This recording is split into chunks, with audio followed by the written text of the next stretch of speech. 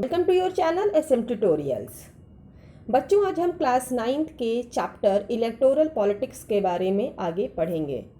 आपको याद होगा इसके पहले वाले पार्ट में हमने कुछ टॉपिक्स पढ़े थे, जिसमें से इलेक्शंस के बारे में पढ़ा था। हमने हरियाणा में इलेक्शंस की कंडीशंस देखी, किस तरीके से चौधरी देवीलाल ने अपनी पोजीशन वहाँ इस्टेब्लिश की, उन्होंने किस तरीके से न्याय युद्ध मूवमेंट छोड़ा, किस तरीके से उन्होंने लोकदल पॉलिटिकल पार्टी का फॉर्मेशन किया। उसके बाद हमने इलेक्शंस के इम्पोर्टेंस के बारे में पढ़ा, जिसमें इलेक्शंस के मतलब के बारे में और किस तरीके की चॉइसेस जो हैं वोटर्स को मिलती हैं। At last we studied about features of democratic election and also why it is important as a political competition is important in a democracy. आज के इस लेक्चर में हम जिन पॉइंट्स पे ध्यान देंगे उनमें से पहली चीज़ ये है how we can call Indian elections are democratic. Then we will study about the general elections, by-elections and mid-term elections. We will also study about the electoral constituencies, reserved constituencies, voter list, nomination of candidates, their educational qualifications, election campaigning, then polling and counting of votes. तो बच्चों, सबसे पहले हम start करते हैं bye elections और mid term elections की। अगर आपको याद होगा, अगर हम जनरल इलेक्शंस की बात देखें तो जनरल इलेक्शंस नाम से ही लग रहा है जनरल। जनरल का मतलब क्या होता है? जब इलेक्शंस जो एक निश्चित टाइम पीरियड के बाद होते हैं। जैसे आपको पता है कि लोकसभा के इलेक्शंस की बात करें या हम लेजिस्लेटिव असेंबलीज के इलेक्शंस की बात करें, तो इस तरीके के इलेक्शन हमेशा इंडिया में 5 साल के बाद एक रेगुलर टाइम इंटरवल के बाद होते हैं और सभी कॉन्स्टिट्यूंसीज पर, सभी जगहों पर एक साथ होते हैं। इन इलेक्शंस को हम जनरल इलेक्शंस कहते हैं। बट कुछ टर्म अलग होते हैं, जैसे कि बाय इलेक्शंस और mid term elections. By elections का मतलब ये होता है कि अगर किसी कॉन्स्टिट्यूंसी की किसी भी कारण से जगह खाली हो जाती है, उसके कई रीज़न हो सकते हैं। हो सकता है कि वहाँ पे जो कैंडिडेट हो, जो हमारा रिप्रेजेंटेटिव हो, किसी कारण से उसकी डेथ हो गई हो या उसने अपनी पोस्ट से रिज़ाइन कर दिया हो। इस कंडीशन में जब वो इलेक्शंस होते हैं तो उस पर्टिकुलर इलेक्शन को हम बाय इलेक्शन कहते हैं।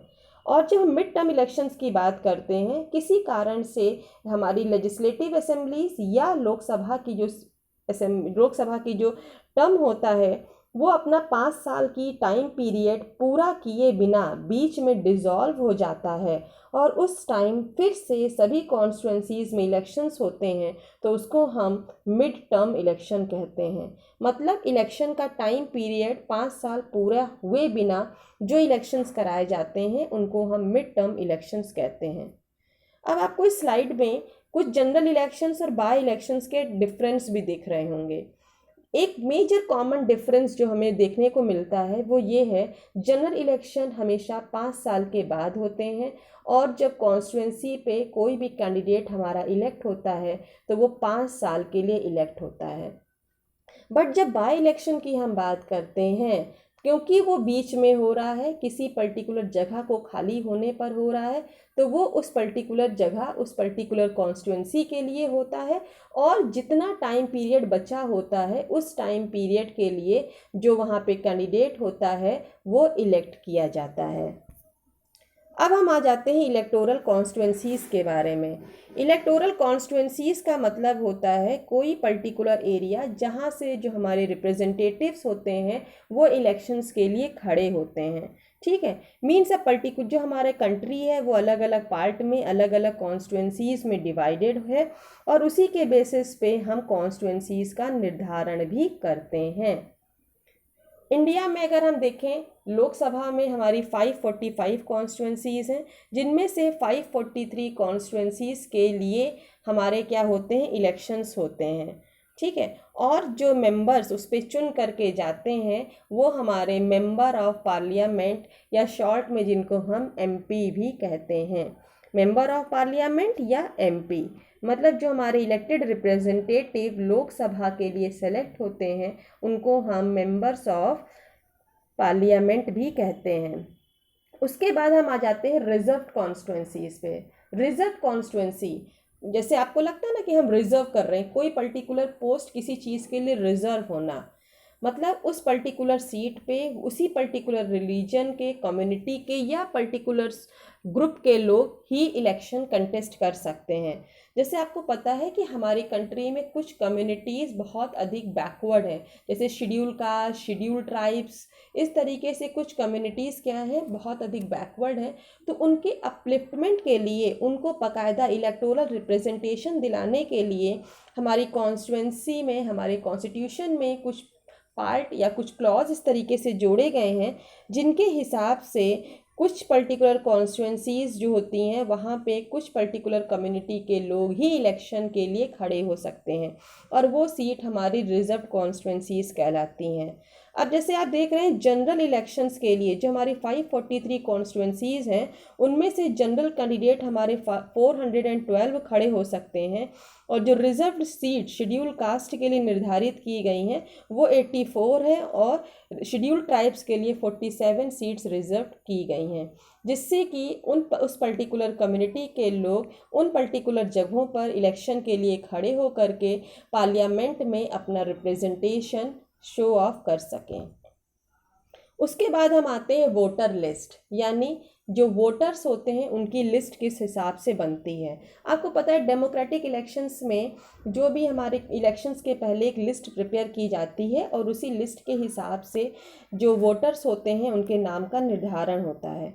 आर्टिकल 326 में कॉन्स्टिट्यूशन के हिसाब से इस तरीके की चीज़ें निर्धारित की गई हैं कि यूनिवर्सल एडल्ट फ्रेंचाइजी के हिसाब से जब पर्सन 18 ईयर्स या उससे अधिक का होता है तो वो वोट देने के लिए एलिजिबल होता है, और उसी के हिसाब से वो उसका जो नाम होता है वो वोटर लिस्ट में ऐड किया जाता है। अब जब हम बात करते हैं सबसे बड़ी इंपॉर्टेंट कैंडिडेट की बात होती है अगर वोटर्स की, तो सबसे बड़ा इंपॉर्टेंट क्राइटेरिया ये भी होता है कि he must be a citizen of our country, मतलब वो इसको इंडिया की नागरिकता मिली होनी चाहिए। ठीक है, और एक पर्सन एक ही कॉन्स्टिट्यूंसी से एक ही जगह से उसका नाम रजिस्टर्ड हो सकता है, वो क्योंकि we people are using the system one person one man and one vote, तो हमारे यहाँ सभी को एक वैल्यू के बराबर माना जाता है। तो इसलिए ये ज़रूरी है कि उसका सिस्टम या जो उसका नाम जो वोटर लिस्ट में ऐड किया जाता है वो क्या हो, एक ही कॉन्स्टिट्यूंसी से जुड़ा हो। उसके बाद हम आ जाते हैं नॉमिनेशन ऑफ कैंडिडेट्स के लिए। जो लोग इलेक्शन में खड़े होते हैं इसमें थोड़ा सा अंतर होता है। वोट डालने वालों की उम्र 18 साल या उससे अधिक होती है, बट जो वोट के लिए इलेक्शन के लिए कैंडिडेट खड़े होते हैं उनकी मिनिमम एज जो है 25 ईयर्स होनी चाहिए। ठीक है, और उसके बाद जो हमारे इलेक्शन के लिए जो कैंडिडेट्स खड़े होते हैं उनका नाम जो उनकी पॉलिटिकल पार्टी के लोग क्या करते हैं, नॉमिनेट करते हैं, और इलेक्शन कमीशन में उनका नाम रजिस्टर्ड करवाते हैं, नॉमिनेट कराते हैं, और उसी बेसिस पे हम कहते हैं कि उनको उस पार्टी का टिकट मिला है। जब आप देखते हैं लोकसभा या विधानसभा यानी कि हाउस ऑफ पीपल के लिए या लेजिस्लेटिव असेंबलीज में इलेक्शन खड़े होने के लिए जो मिनिमम एज रिक्वायरमेंट है वो 25 ईयर्स है, बट राज्यसभा या विधान परिषद यानी लेजिस्लेटिव काउंसिल का मेंबर बनने के लिए जो मिनिमम एज है वो 30 ईयर्स की है। इलेक्शन कैंपेनिंग बहुत इंपॉर्टेंट चीज़ होती है। इलेक्शन के टाइम में चुनाव का प्रचार करना, किस तरीके से कैंपेनिंग वो लोग करते हैं। आप देखते हैं इलेक्शन की कैंपेनिंग के लिए जो हमारे लीडर्स हैं वो अलग अलग तरीके अपनाते हैं। कुछ लोग रैली करते हैं, कुछ लोग पैम्पलेट्स बंटवाते हैं, कुछ लोग टीवी डिबेट का सहारा लेते हैं, जिससे लोग उनके इलेक्शन मैनिफेस्टो, उनकी पॉलिसीज़ के बारे में जान सकें और अपना वैल्यूएबल वोट उनके फेवर में दे सकें। जब इलेक्शन कैंपेनिंग का टाइम होता है तो जब इलेक्शन की डेट डिक्लेयर हो जाती है उसके 2 हफ्ते पहले का यानी 2 वीक्स बिफोर का टाइम मिलता है, जिस टाइम पीरियड में वो लोग अपने इलेक्शन की कैंपेनिंग कर सकते हैं, और डेट ऑफ इलेक्शन के 48 आवर्स पहले इलेक्शन कैंपेनिंग बंद हो जाती है। इलेक्शन कैंपेनिंग्स के कई डिमेरिट्स भी हैं, कई नुकसान भी हैं। आप देखते हैं जब इलेक्शन कैंपेनिंग होती है तो हमेशा जो लीडर्स होते हैं वो एक दूसरे के ऊपर ब्लेम करते रहते हैं, सोसाइटी को एक अलग अलग पार्ट में, अलग अलग फ्रैक्शंस में डिवाइड करते रहते हैं। कुछ जी लीडर्स होते हैं वो क्या करते हैं, रिलीजन, कास्ट, कम्युनिटी के नाम पर भी वोट मांगते हैं, और कभी कभी वो लोग इस तरीके से उनको सेंसिटाइज करते हैं कि जिससे मैक्सिमम लोग उन्हीं के फेवर में उनको वोट दे सकें। उनका मेन एम ये नहीं होता है कि वो कंट्री की सेवा करें या कुछ चीज़ें ऐसी करें, बट यू कैन से कि by any hooks and crooks they want to win the election. And इसलिए क्या होता है, कई किस तरह वो अलग अलग मसल्स पावर को यूज़ करते हैं, कभी कभी आपने देखा है मनी पावर को भी वो इस चीज़ों में यूज़ करते हैं। और at last polling and counting of votes का डे आ जाता है। पोलिंग का डे मतलब जिस दिन वोटर्स अपने वैल्यूएबल वोट को पर्टिकुलर प्लेस में जा कर के, पोलिंग बूथ पे जा कर के वोटिंग अपनी करता है, और उसके बाद counting of votes. Election commission के अंडर में इस तरीके की सारी प्रणाली, सारे सिस्टम्स बनाए जाते हैं जिसके अंडर में काउंटिंग, ईवीएम मशीन्स या बैलेट पेपर की काउंटिंग हो करके रिजल्ट्स डिक्लेरेशन होता है।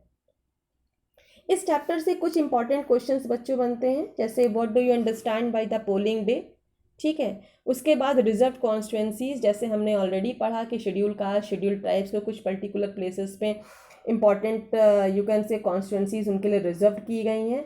फिर व्हाट इज़ जनरल इलेक्शन, जिसके बारे में ऑलरेडी हम पढ़ चुके हैं। एक जनरल इलेक्शन जो हमेशा एक 5 साल के बाद, जनरल टाइम पीरियड के बाद होते हैं।